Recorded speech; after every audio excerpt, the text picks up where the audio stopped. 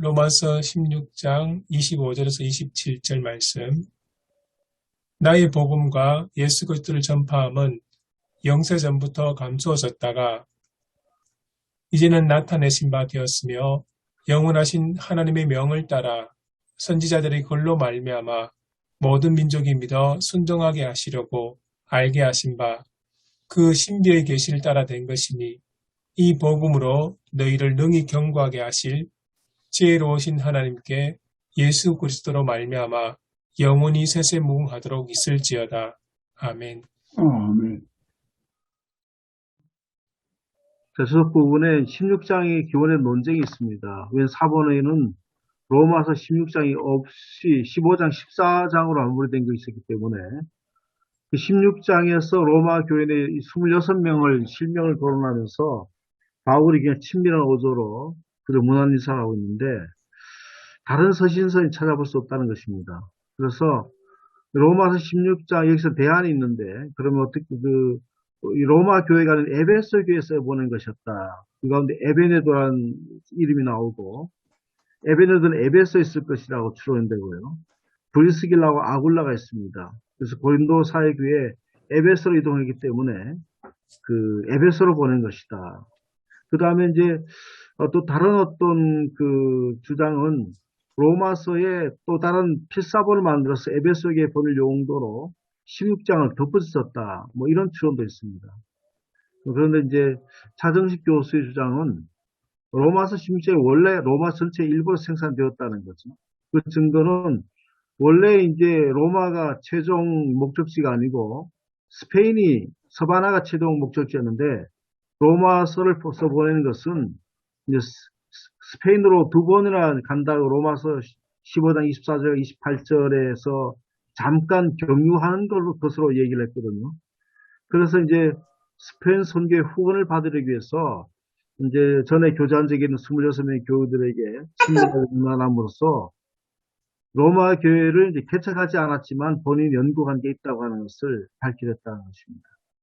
그런데 에베네도거나 브리스길라 아불라 부부도 여러 목적으로 로마에 갔을 가능성이 많다는 겁니다. 왜냐하면 클라우디우스 황제가 황제의 유대인 추방 명령이 해제됐기 때문에 그리로 갔을 가능성이 많다. 그렇게 여기서 쓰고 있습니다.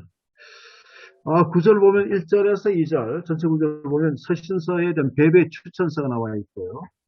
3절, 10절에서 16절은 교우 26명에 대한 문안인사, 가정교회 문안인사, 17절에서 20절에는 마무리 훈계와 축원이 되어 있습니다. 그 다음에 21절, 23절에는 이제 바울과 함께 물든 사람과 로마 교회 교인들과 고린도 교회 동역들 사이에서 문안인사로 서로 중간에서 중개하는 역할을 했다는 거죠. 25절, 27절은 결론구 성령 형식이 되는데 성령구가 굉장히 길고 또 이 주제가 로마서의 내용과 서로가 연계되어 있습니다. 문체 어조로 볼 때는 후기 서신서인 골로새서와 에베소의 사례 유사하다는 거죠. 그래서 이런 거 볼 때 어떤 학자는 문체라든지 구조라든지 위치 등을 감안한다면 대필자인 더디오가 추가한 것으로 추론하고 있다는 것입니다. 자, 본문의 주석과 해석입니다. 본문의 초점은 복음의 기원과 목적을 압축해서 변증하는 초점을 뒀다는 겁니다. 세 부분을 읽으면 25절 상반절에는 나의 복음과 예수 그리스도를 전파함은 이거는 성령이 받쳐진 대상 하나님을 수식하는 문구로 구성되어 있습니다. 원문의 뜻을 살린 직역을 하셨는데 나의 복음과 예수 그리스도의 캐리그마에 따라 너희를 강건하게 하실 수 있는 분께 바울은 자신이 전해온 복음과 예수 그리스도의 캐리그마를 동등하게 놓았습니다. 캐리그마는 선포되는 것으로 예수 그리스도의 대속적인 죽음과 부활과 재림된 메시지이고 선교 메시지와 초대교회 신앙 고백의 핵심이었습니다.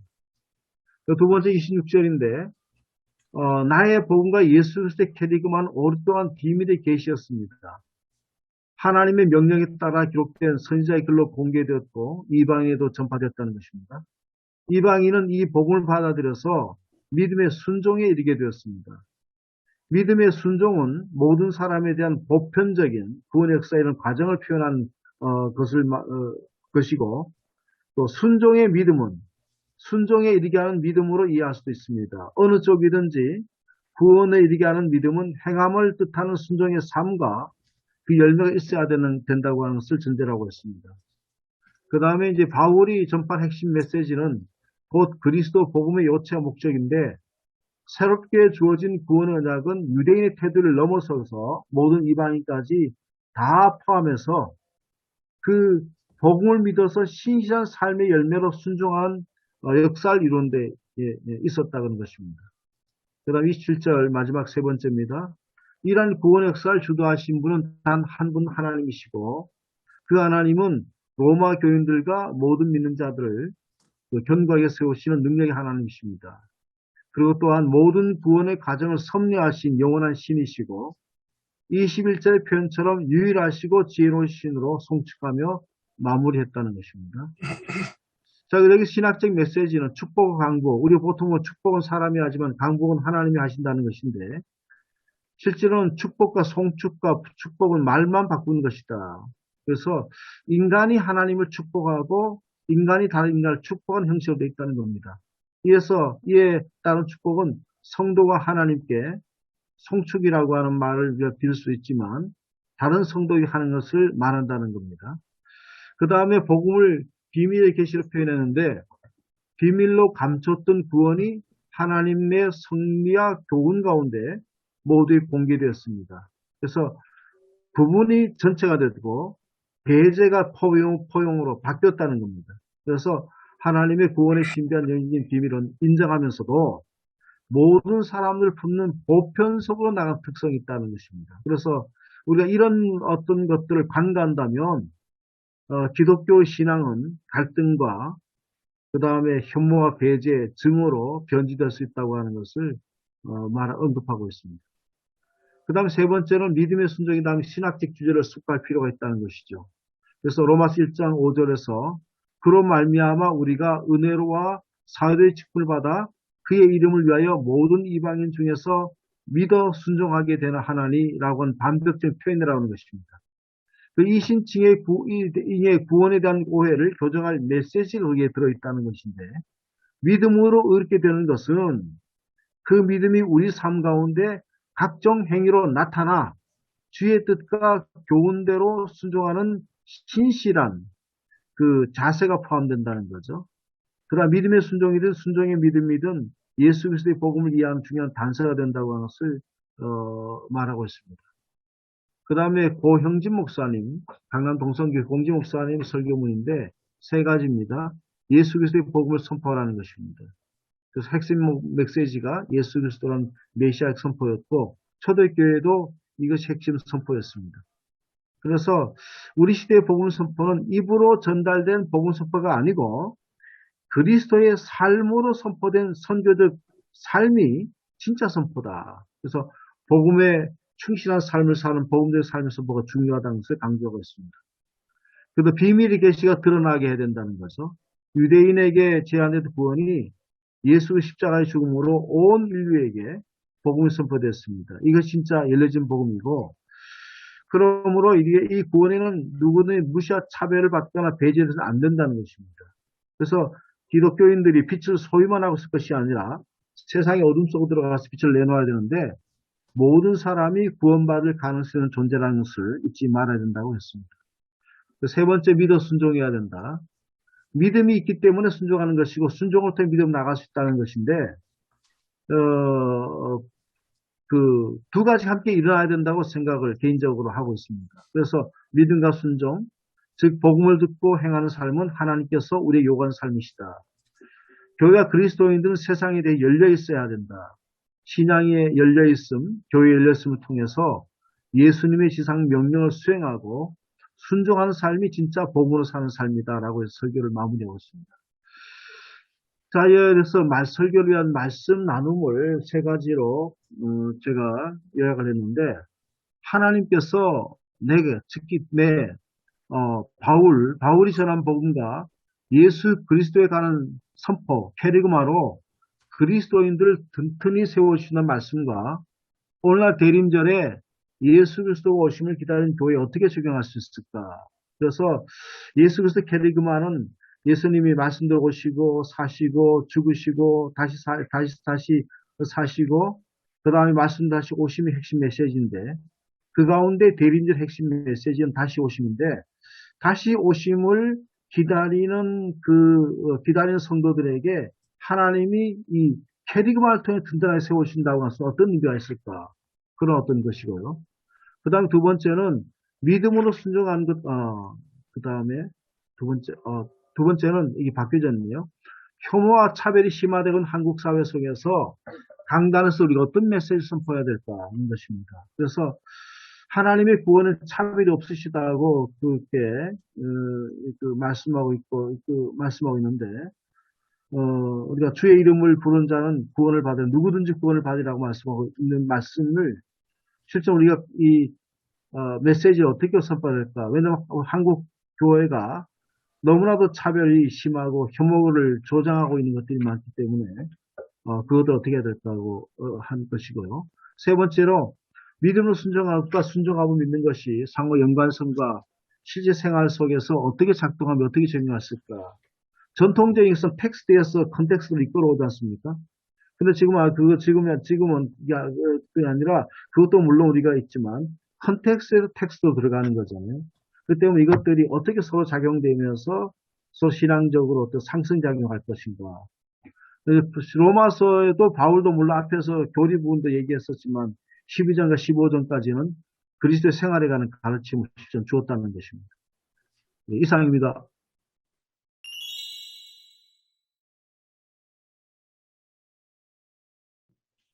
우선 먼저 이 본문에 대한 이해부터 먼저 좀 시도를 해보면 그것이 어떨까 싶습니다.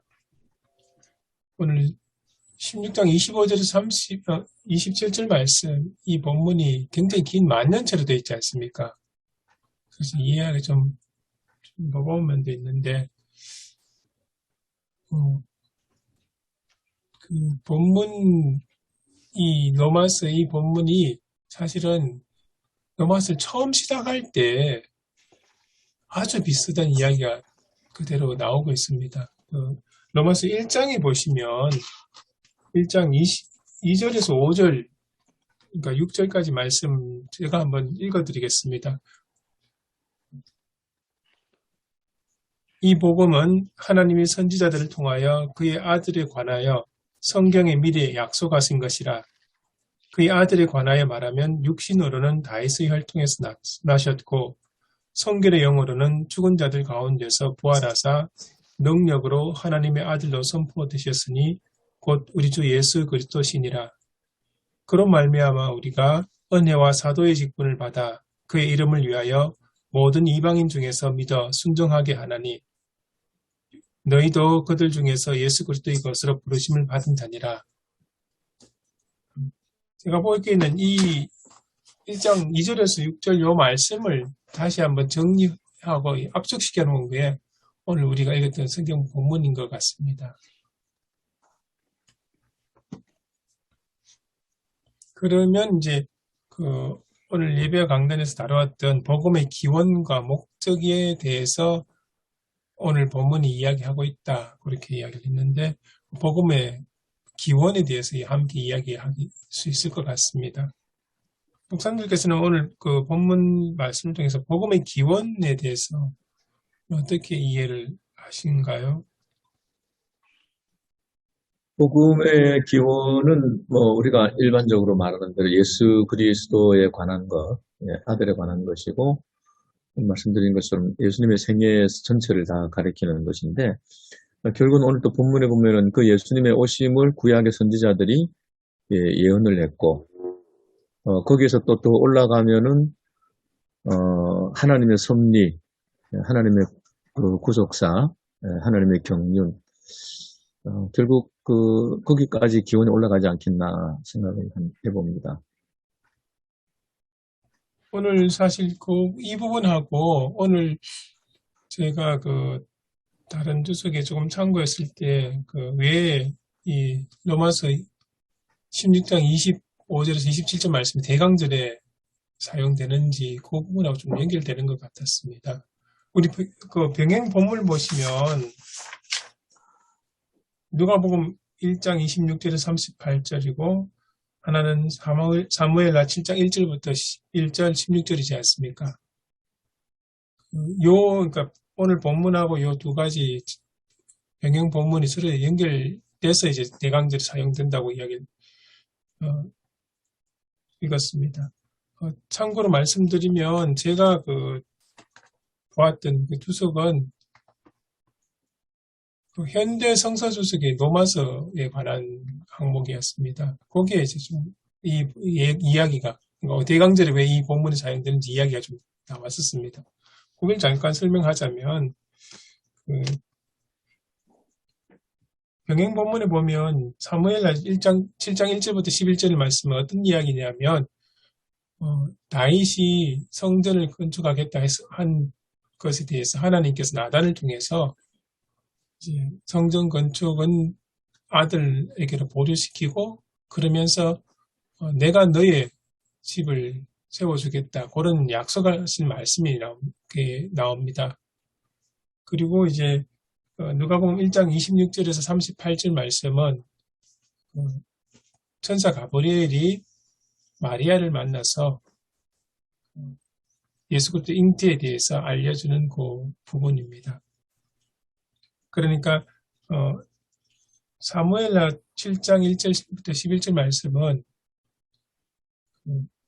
하나님께서 다윗에게 약속하신 그 집을 세워주겠다는 그 집의 약속이고 그 약속은 결국 다윗 왕조 후손들을 위한 그 하나님의 약속이기도 하고 그리고 그 약속은 결국 예수 그리스도를 통해서 실현이 되죠. 하나님이 약속하셨던 그 사람. 그리고 예수 그리스도를 통해서 모든 일 구원하실 것이라는 그것이 이제 성취가 되는데 그러니까 그런 식으로 연결이 됩니다. 그래서 이제 그 마리아의 아이는 바로 다윗의 상속자이고 그리고 하나님의 계획은 그를 통해서 이루어졌다. 그리고 이 모든 것이 하나님의 능력으로 성취되었다. 그런 식으로 이제 연결이 되는데 그 말씀이 이제 가지고 오늘 조금 전에 이야기했던 복음의 기원과 시작 그리고 계시 그런 식으로 설명을 할 수 있을 것 같습니다. 구약의 선지자를 통해서 계시되었던 그 말씀이 예수 그리스도를 통해서 구체적으로 성취가 되었고 그 예수 그리스도를 통해서 인류를 향해서 하나님의 구원의 능력이 모두 활짝 열려져 있다. 그런 관점에서 대강절의 말씀, 그러니까 오신 예수 그리스도를 기억하며 다시 오실 예수 그리스도를 기다리는 그런 관계 속에서 이해를 할 수 있다고 이렇게 적혀 있었습니다.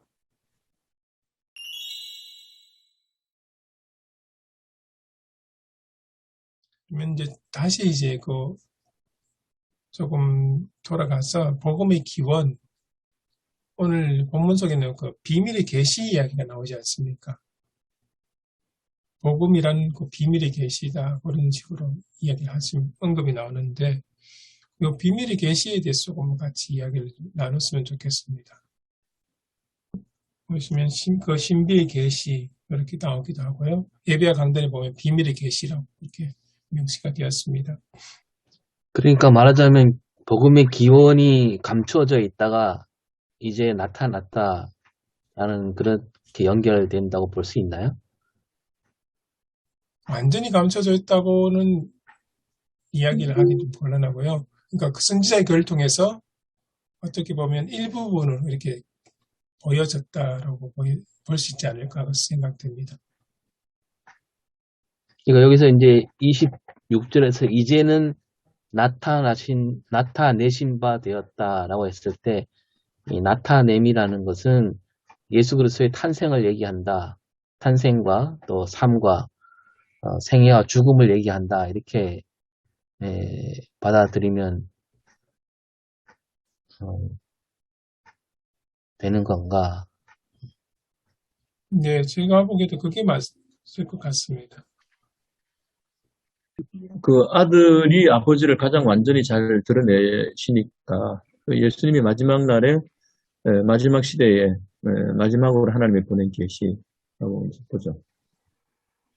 근데 이제 이 본문 말씀을 전체로 이렇게 독일어 성경, 주리 성경하고 이렇게 비교해서 봤는데 우리 번역이 굉장히 이상합니다. 지금 나중에 목사님들 설교 준비하시면서 최소한 영어하고도 한번 비교해 보시면 좋겠습니다.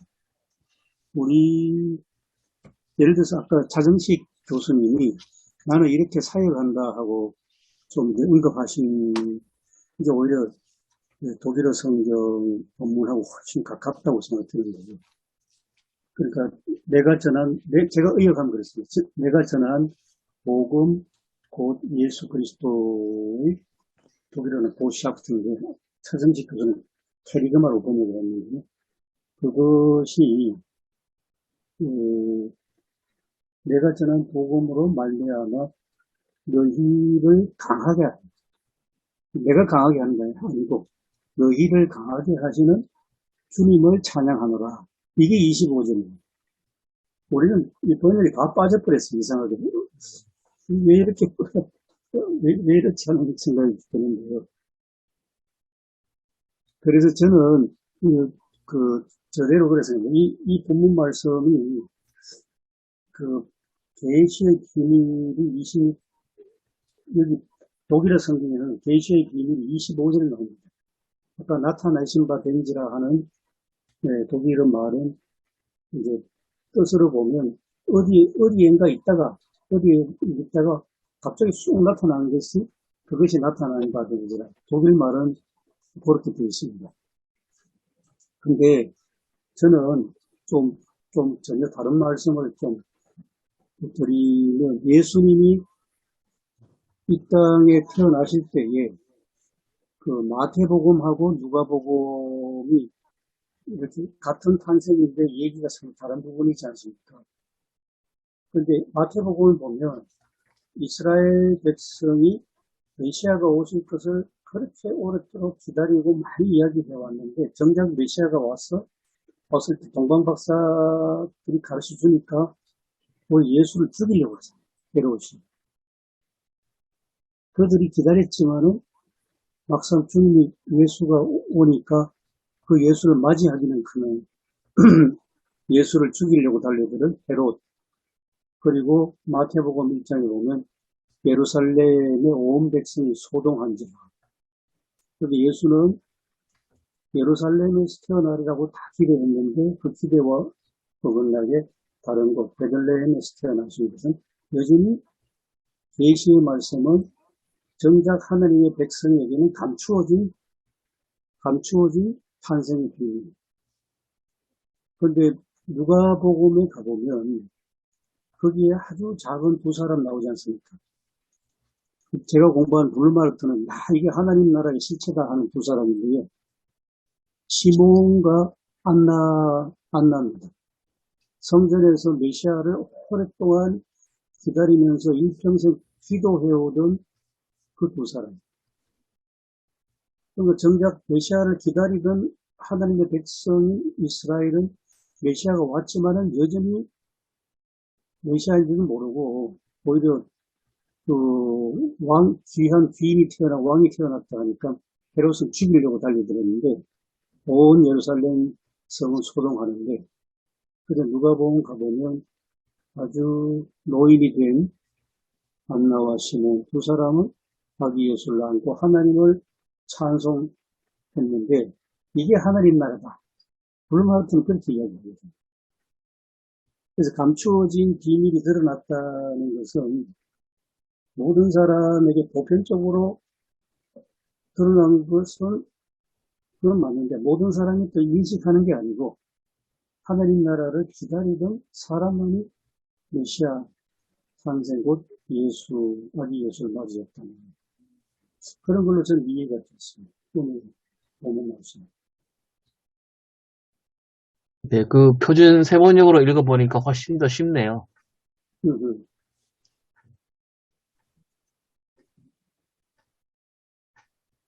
개역 번역이 좀 이상하죠.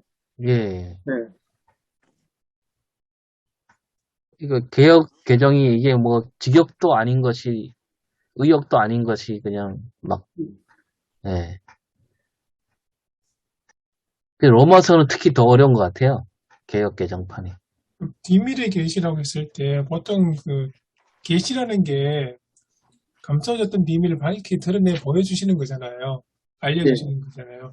그 비밀의 계시라는 게 두 단어 의미상으로 보면 그러니까 계시 알려주시긴 알려주셨는데 그걸 모든 사람이 다 이해하고 받아들이진 않는다 그런 의미가 되나요? 아니면 뭐, 비밀이었던 것을 밝게 보여주셨다는 그런 의미가 되는가요? 비밀이 계시도 되고, 계시의 비밀도 되고, 뭐, 둘 다 될 것 같습니다. 독일어 성경에는 계시 드러났는데, 그것이 이제, 그것이 이때까지 침묵하고 있었고, 바깥에 드러나지 않고 있다가, 이제, 동굴 속에서 세상으로 확 나왔다. 지금 독일어 성경은 그런 뜻입니다. 예.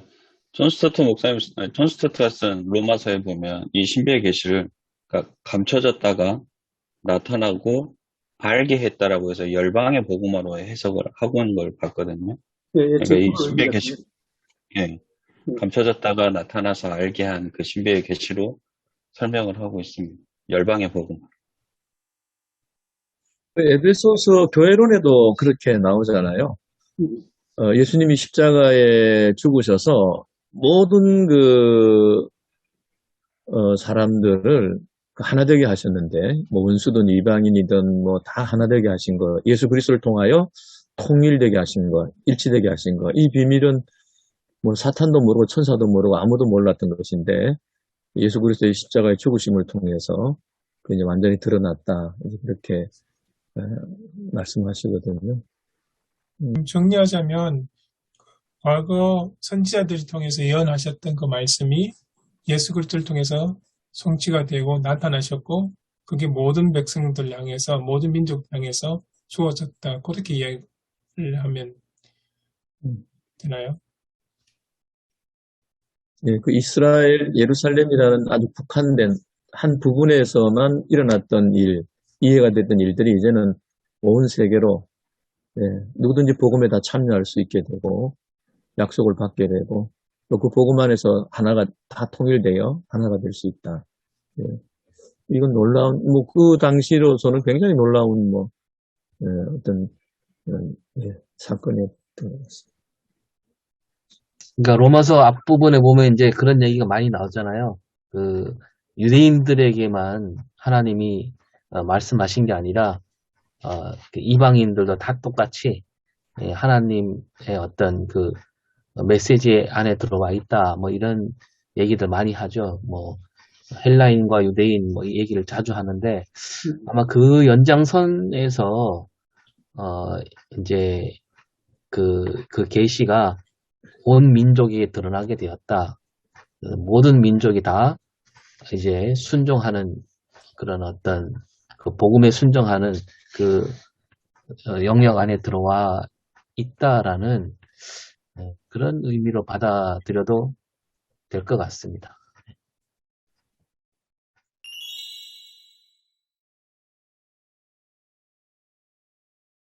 모든 민족에게 계시의 비밀이 이제는 환히 드러나고 그 결실로서 방금 오 목사님 말씀하신 것처럼 믿음의 순종 혹은 순종하는 믿음으로 되어진다.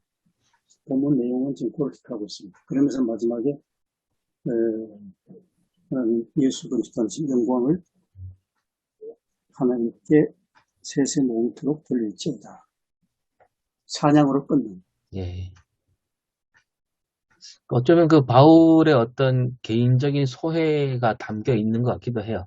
그 바울은 바리새인으로서 유대주의자였잖아요. 처음에.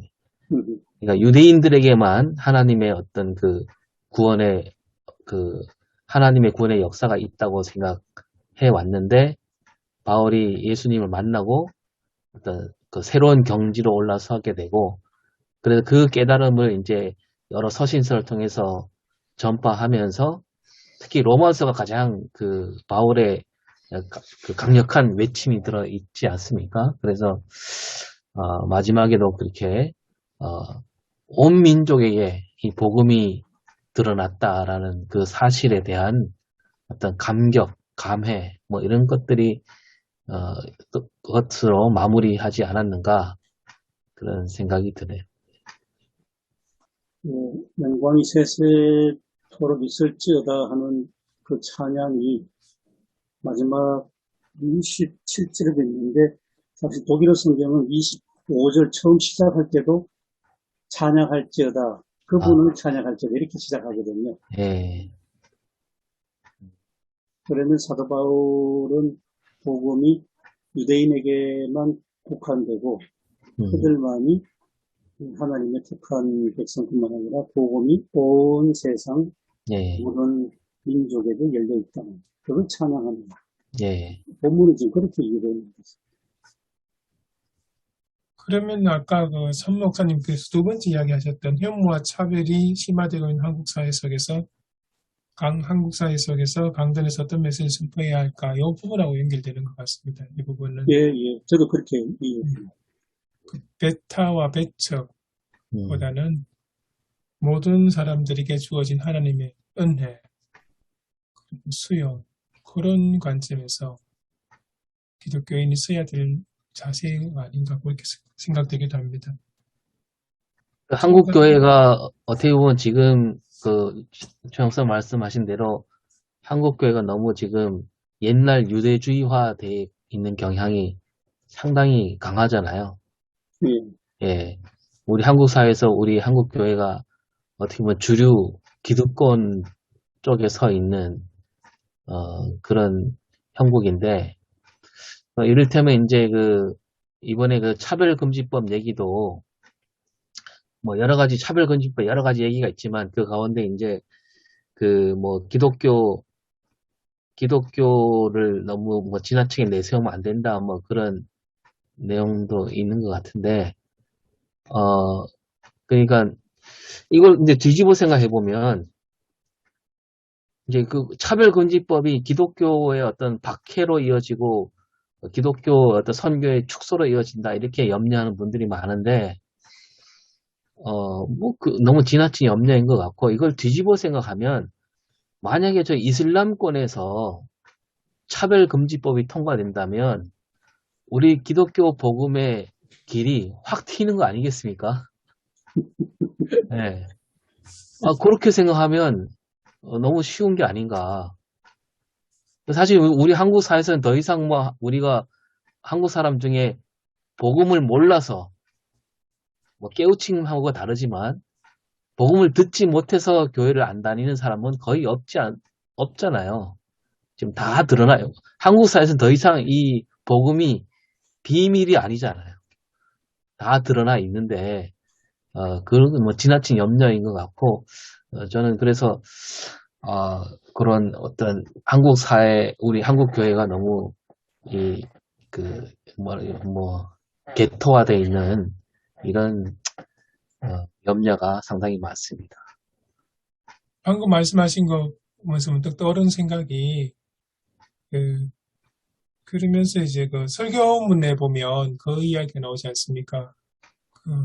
조금 전에 오성일 목사님처럼 뭐 한국 사회는 이미 다 예수 그리스도에 대해서 학교에서도 배우니까 다 알려진 상황인데, 그래서 선교를 관점을 생각한다면 이제는 그 말로 전하는 선교라기보다는 그리스도인의 삶으로 그리스도인이 어떻게 다르다는, 그러니까 다르게 살아간다는 그 삶을 보여주는 것을 통해서 선교해야 된다는 그런 이야기를 하셨는데, 그 선교사로 지내보셨던 우리 이상원 목사님께서 이 부분에 대해서 조금 이야기를 해주셨으면 좋겠는데요.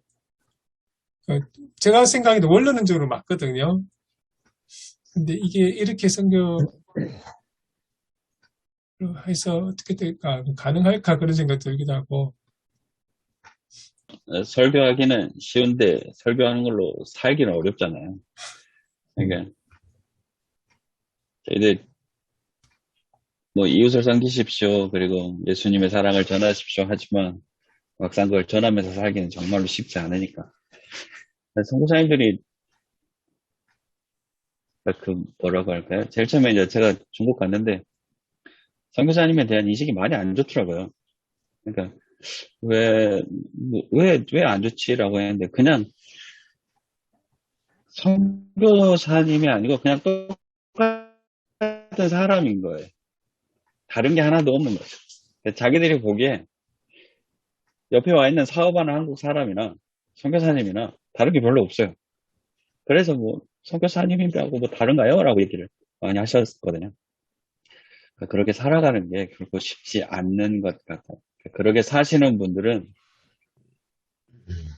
오히려 더 버티지 못하시고 가시는 것 같고. 근데 쉽지는 않은 것 같아요. 저희 교회가 이제 내년에 40년인데 한 번도 2월금이 없었어요. 항상 재정이 힘들었거든요. 근데 처음으로 내년에 많은 액수를 2월 시켜야 돼요. 근데 저는 제 생각에는 하나님이 많이 축복해 주셨기 때문에 연말에 좀 더 많이 나누고 싶어서 얘기를 했는데 이게 2년 보여줘도 이게 안 되더라고요. 그냥 이건 남겨놔야 돼. 남겨놓고 그래서 쉽지 않음을 계속 느끼고는 있어요. 그리고 언제까지 하나 보나라고 보시는 분 한 절반 정도 되는 것 같고요. 이게 쉽지 않구나. 그러니까 삶을 살아내는 것도 쉽지 않고 그게 진심임을 보여주는 건 더 쉽지 않고 그래서 많이 결코 한국에서 먹고도 쉽지 않구나라고 뼈저리게 느끼면서 지금 하고 있습니다. 제가 부임을 하기 전에 제 친구 목사가 그게 목회를 했어요.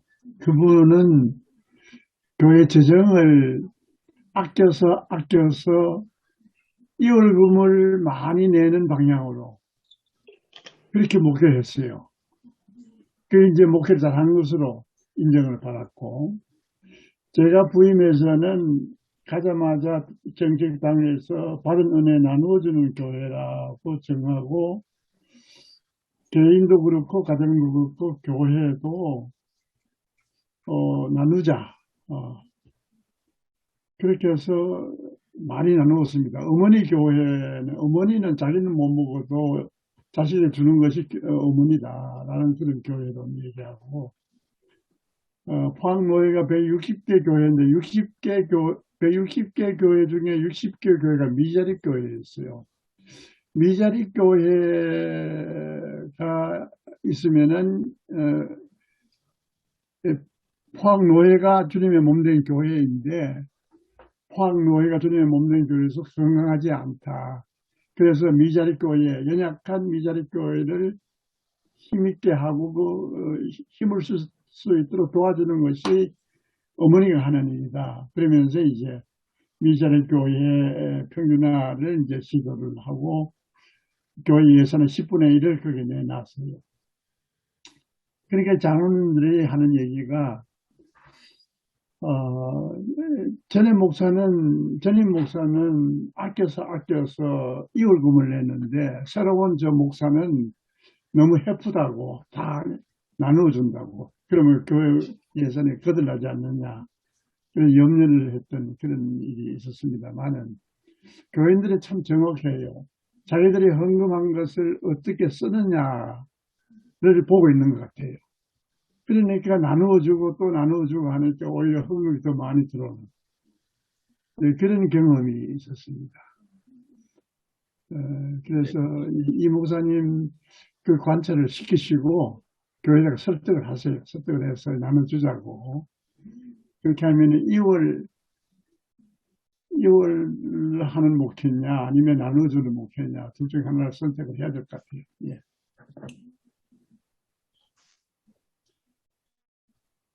예,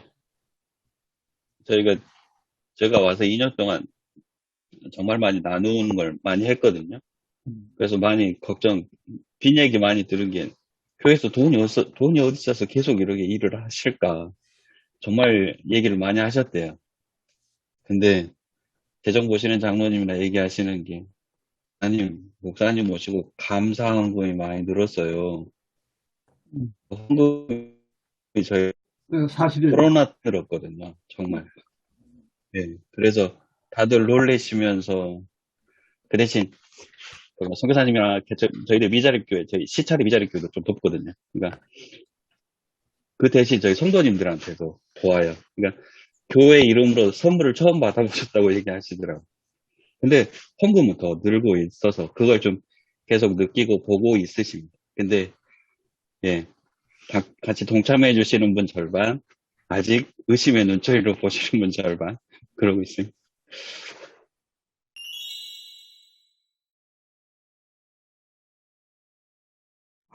아까 이야기를 돌아가서 저는 이제 그동안에 말씀하신 동안에 에베소서를 봤거든요. 고 목사님 말씀 듣고 보니까 이런 메시지는 2장 지금 14, 15, 16, 17절을 보니까 십자가, 예수 그리스도의 십자가가 계속 나오는데 제가 이렇게 요즘 아까 우리 차별과 배제 관련해서 예수 그리스도의 십자가는 화해, 중간에 막힌 담을 허무시고 원수된 것을 소멸하시는 십자가인데, 근데 오늘날 십자가는 중세시대도 그 십자가는 엄청난 이제 무력의 상징이 되고, 오늘 한국교회는 교회 십자가가 상당히 높은데 그 십자가는 차별, 배제, 이런 십자가 되고 있으니까.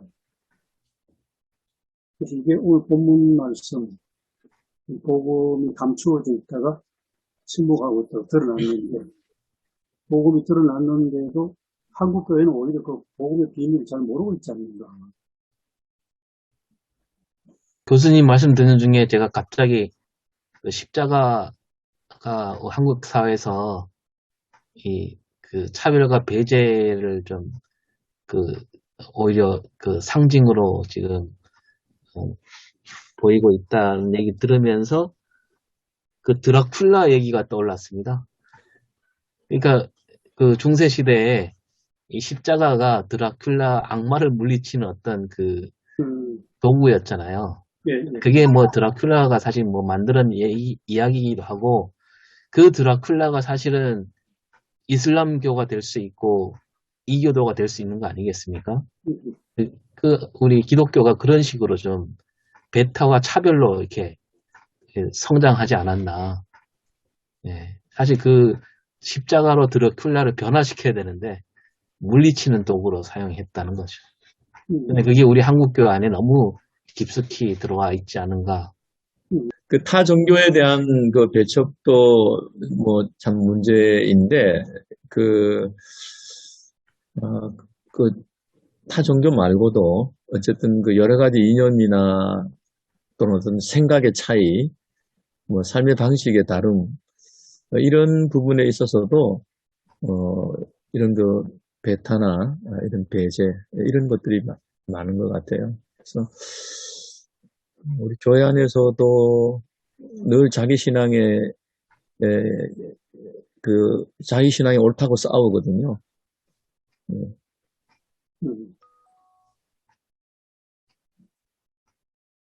이제 지금 종교도 다원화됐지만 이 신앙도 이게 다양성이 있고 이게 다원화돼야 되는데, 그래서 하여튼 연합이 참 어려운 것 같아요. 결국은 뭐 예수님도 연합을 위해서 이제 하나됨을 위해서 그렇게 값을 치르셨는데, 인간들이 제일 안 되는 게 이게 연합, 하나됨, 이런 것 같아요. 그 자기와 다른 거를 받아주지 못하는, 뭐 제 안에도 이제 그런 게 뭐 습관적으로 있습니다만, 그 노력해서 정말 우리가, 그 제일 아름다운 모습은, 또 그게 제일 어렵기 때문에 제일 아름다운 모습은 하나가 되고 연합해서 함께 나가는 거. 다양성을 가진 사람들이. 어떤 우리 사회에서 연합이 갖고 있는 힘이 없잖아요. 이를테면 지금 일부 보수적이라고 말하기도 좀 부끄럽지만, 그 사람들이, NCC, WCC를 막 욕하잖아요. 근데 사실 우리가 알지만, WCC, NCC가 무슨 힘이 있습니까? 지금 우리 사회에서. 아무 힘이 없잖아요. 그 연합사업체가. 뭐 하는 일도 별로 없고, 뭐 거기 결속력도 되게 약하고, 거기서 무슨 성명서를 낸다 해갖고 그게 뭐 어떤 사회를 변화시키는 힘도 없고, 근데 그거를 비판하는 걸 보면 무슨 NCC가 무슨 엄청난 어떤 그 힘을 갖고 교회를 이상하게 만든다는 식으로 얘기하는데, 우리 뭐 장신대 모 교수님도 그거 앞장서서 얘기하는 것 같은데, 참, 그 연합이 그렇게 힘든 건데, 참, 그 코미디입니다, 코미디. 그러니까 이게 잠잠하던 사람들이 어떤 그 공격의 대상을 발견하게 되면 예, 그거를 아주 그냥 정의의 사도로 갑자기 둔갑을 해서 나타나가지고 그다음에 그동안 자기가 침묵했던 부분에 대해서 정당성을 가지고 예, 자기 신앙이 옳다고 의롭다고 얘기하고 이런 부분들이 오늘 정말 몽둥이 들고 나타나는 사람들은 다 그런 사람들은 자기가 정의라고 생각하는 거예요. 예, 평소에는 그런 뭐 자기 옆에 주변에 그 어떤 그 불의에 대해서 말도 하지도 못하던 사람들이 그렇죠. 그냥 하나의 공격을 마치 먹이를 노리는 맹수처럼 덤벼들어서 그러면서 자기가 옳다고 얘기하는 거 보면 우리 교인들이 많이 속고 있어요. 그런 부분에 대해서. 그래서 지금 저한테 와가지고 교회가 이래서 되느냐. 오히려 그 사람들 편에 서서 얘기를 하는데 참 안타까운 마음이 많습니다.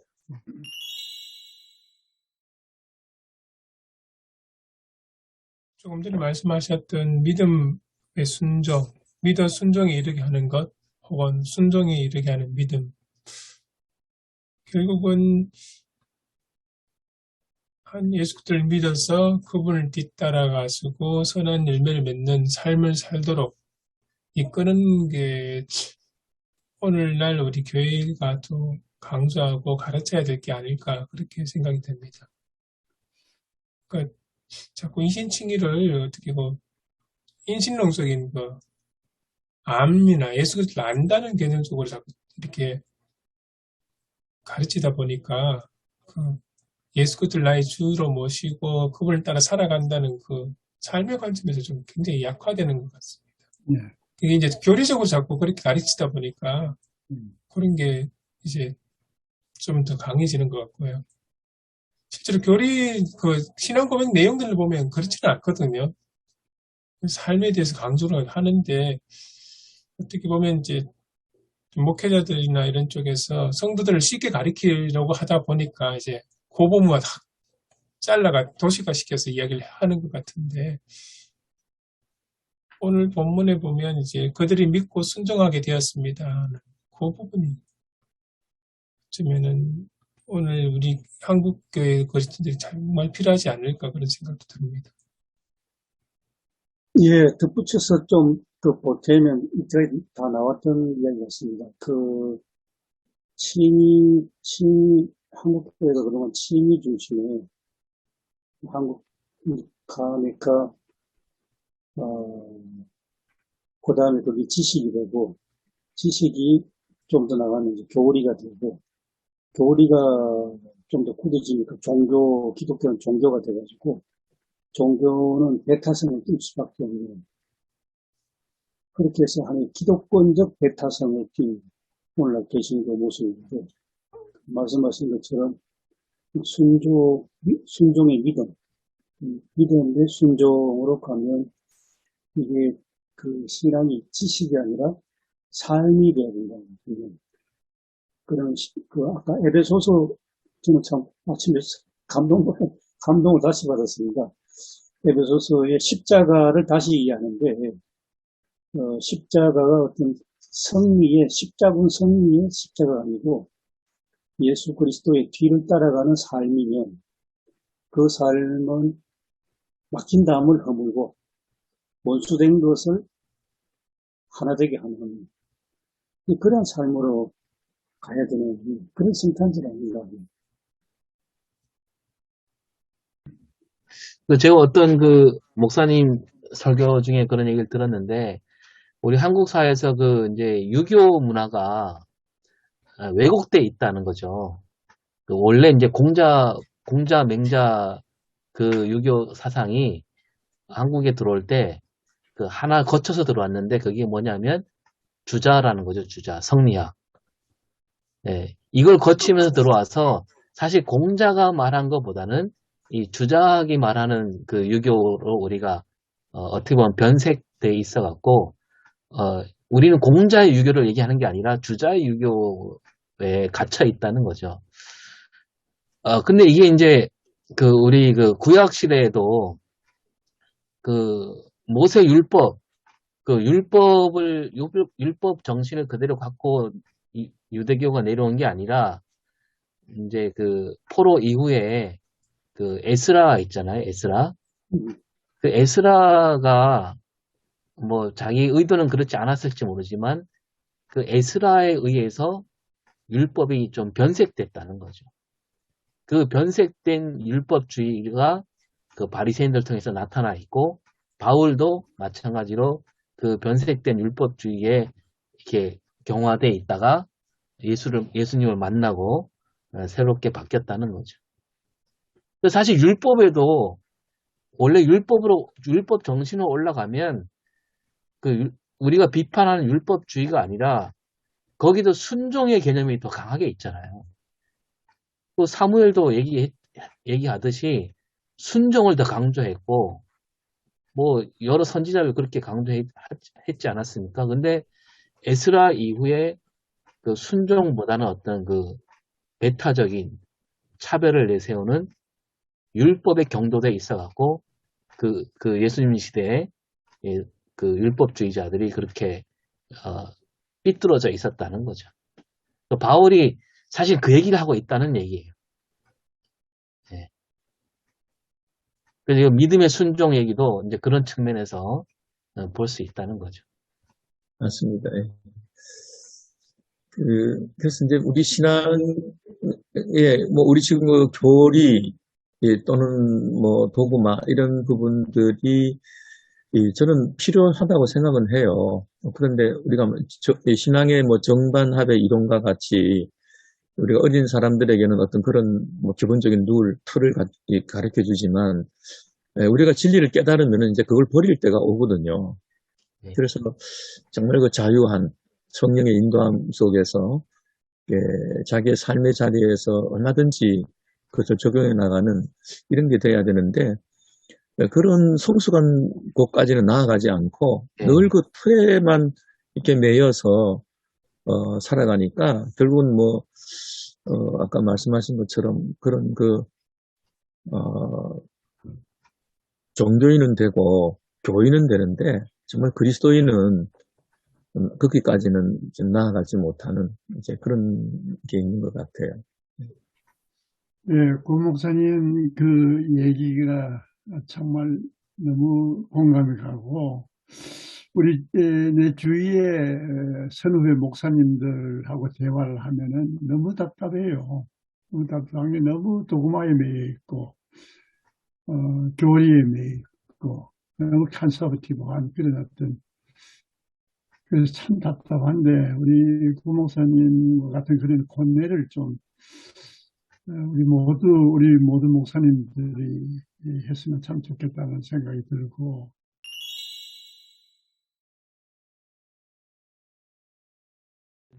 지금 생각에는 우리가 대림절의 의미가 예수 그리스도 오심을 기다리는 절기인데 예수님이 이 땅에 오신 의미가 뭐냐 그 측면에서 생각할 때 예수님이 이 땅에 오심으로 오래전부터 감춰졌던 비밀이 드러나게 되었다.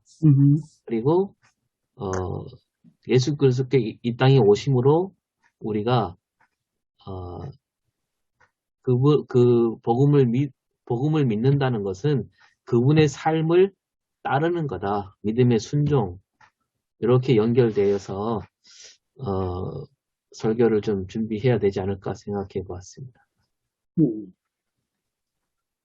오 목사님 얘기를 받아서 오 목사님이 그러게 얘기하셨잖아요. 그러면 이제 그 그리스도의 복음이 우리 안에 들어와서 내 안에 감춰져 있던 그 복음이 내 삶을 통해서 나타나서 내 주위 사람들이 내가 그리스도임을 알게 해서 정말 마지막에 찬양이잖아요. 그래서 내 삶을 통해서 예수 그리스도가 드러나고 알게 하며 찬양하는 모습으로 예수님을 기다려야 되지 않나라고 연결해 볼까 합니다. 좋으시네요. 예. 저도 지난주에도 아름다운 소식, 하나님이 꿈꾸시는 세상을 이루어가는, 그게 이제 메시아를 통해서 하시는데, 그래서 아름다운 소식이 이제 바로 복음이니까, 복음의 핵심인 예수 그리스도를 얘기를 하면서, 고 목사님 얘기하신 것처럼, 이제 계시가 완전히 예수 그리스도를 통해 드러나는 거, 그러고, 이렇게 믿음의 순종에 가서 그 복음을 우리가 예수 그리스도를 믿음으로 우리가 받아들이고, 하여튼 마지막에 그 파이널이 송축, 하나님에 대한 찬양이거든요. 그래서 우리의 삶이 하나님께 영광이 되는 삶. 지난주에 의의 나무에서 맺을 열매가 영광이라고 그랬는데, 하나님 우리를 지으신 목적도 찬송이니까, 마지막은 그렇게 하나님께 찬양 드리는 삶, 하나님을 영광스럽게 해드리는 삶. 이렇게 하면 대림절 메시지 좀 잡히지 않겠나, 저도 그렇게 생각하고 있습니다. 저는 마지막 총숙에 가서 생각하면서 하나님 찬양한다는 게 결국 모든 이것을 시작하신 분도 하나님이시고 그걸 이루어가신 분도, 예수 그리스도를 보내신 분도 하나님이시고 그것을 이루신 분도, 끝나는 분도 하나님과 함께 모든 것이 이제 마지막으로 끝나게 종결되게 되는데, 그런 관점에서 하나님 찬양하는 것이 아닐까, 그런 생각도 들었습니다.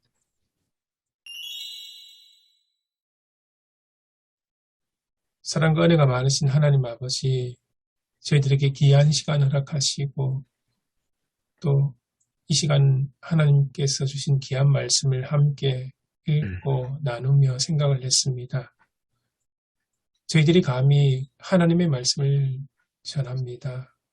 부족한 저희들을 붙잡으시고 하나님의 지혜와 능력을 다하셔서 말씀의 참된 의미를 깨닫게 하시고 그 말씀을 바르게 전할 수 있게 해주옵소서.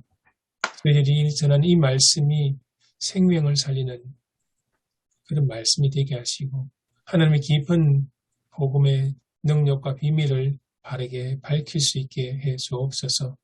한 주 동안 바쁘게 생활하실 우리 목사님들 그 삶을 지켜주시고 하루하루 건강하고 성실하게 생활할 수 있도록 보호해 주옵소서.